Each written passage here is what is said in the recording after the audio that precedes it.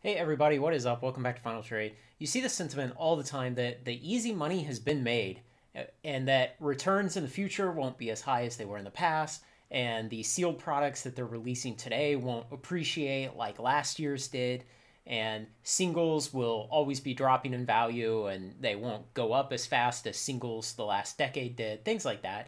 Basically, this kind of dour pessimism that something has changed and the ability to make money anywhere, whether it be stock markets, collectibles, cryptocurrency, real estate, anything. You see it all over the place. This negativity, and it's not a new thing. It's not just coming off the sugar highs of Fed money printing in 2020, and it's something that you've seen for decades. And I mean, for the nearly 2 decades now that I've been investing in things, I've seen it over and over and over again in all types of asset classes. And I think I fundamentally disagree with the idea that the easy money has been made. I think there's a couple different problems with the statement that easy money has been made and it's just all crumbs from now on. I think the first issue is a problem of definition. And I think when people say easy money, what they really mean is fast money.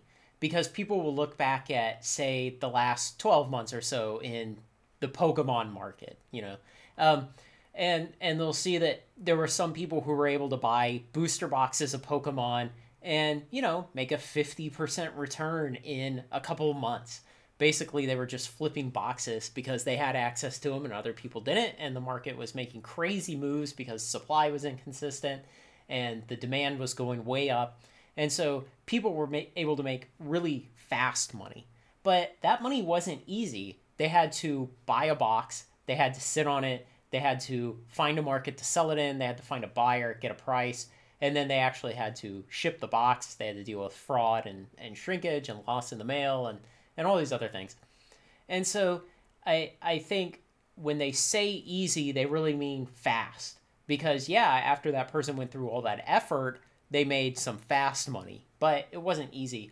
And I know, like, the engineers out there will be familiar with, like, better, faster, cheaper on a triangle. And it's a joke in the aerospace industry that, better, faster, cheaper, pick one or pick two, depending on the version of it that you see. And so it's always, you can get it better, but it'll be slow and expensive in order to deliver the product. And really, with this kind of fast money thing, there's a similar triangle you can imagine, and it's like fast money, easy money, and sure money, and it's pick one. And so fast money would be like going to a casino. You can go to a casino and you can make some really fast money. It's not that easy and it's not that sure. If you bet it all on black, you have a little more than 50-50 chance, or a little more than 50% chance of losing it. And an example of easy money would be collecting dividends. It's really easy. You just sit on your butt and you collect dividends. But it's not fast. You're waiting for these periodic payments. And it's not sure because a company's coverage ratio on its dividend may not be very good. It may have to reduce dividends in the future, things like that. There's no promise that that dividend is forever at a certain rate. And then the sure money, and this one's difficult because it's hard to come up with good examples of sure money, but things like annuities are a good one since you enter into a contract to get paid a certain amount. For some people, your paycheck is more or less sure money if you work for a large business that's not going to have problems making payroll. Obviously, if you're self-employed or you're in a small business, there are exceptions to that. But in general terms, those kind of annuity or paycheck examples, they are sure, but they are not fast because you have to wait till Friday, and they are not easy because you have to go to work or you had to pay to buy the annuity up front. And so you have to figure out what it is you really want in an investment. Do you want it to be fast or easy or sure? And, in the last 18 months, money was very fast. There were a lot of people who made very fast money on speculative investments. But all of that money was very unsure. If you bought cruise lines at the depths of the lows in March and April, that was very unsure. That was a very risky bet. And I looked a lot at buying cruise line stocks, and I didn't buy any because I was so unsure of whether cruise lines would need to go through reorganization. Um, and the money in the last 18 months has been kind of moderately hard to make. Again, you have to make the right choices. And so it wasn't all easy money. It was fast, but very unsure and uneasy. And so kind of reconcile that definition problem first. The second issue with people saying the easy money has been made and it's all over is I think they're giving into a lot of either survivorship bias or selection bias or observation bias. And it's kind of subtle to me that like I can't really decide which one of these is going on, and it may be superpositions of the three. But people will point to like folks who made a ton of money on Shiba Inu or Dogecoin or something in the last like 12 or 18 months. And I saw a headline the other day that there was some wallet on the Shiba Inu network of a guy who had bought like $8,000 of it back like I don't know 15 months ago, something like that, and it's worth over $1 billion now. And people will point to that and be like, oh, look, it was so easy to make that money. But what they don't do is acknowledge all the people who chose some other speculative cryptocurrency and made nothing or got wiped out or lost 6 figures on Squid Game coin scam. And so, there's a bias there where they focus on those couple of very rare people who make this huge return on something that was very difficult to guess would be a huge return. And they ignore this vast group of people who made little or got wiped out on all the rest of the things that at the time that you had to make the investment looked equally good. In other cases, people will point to folks who bought a lot of Flesh and Blood Welcome to Wraith First Edition. I mean, literally people were buying those boxes for like $80. And today they sell for what? $4,000, $5,000. People have seen, 5,000% increase in their investment. But for all of those few people, they ignore the folks who then went way too deep on, say, Monarch First Edition and bought at $400 on pre-release. And right now they're sitting on a 60% unrealized loss unless they've actually sold and realized that loss.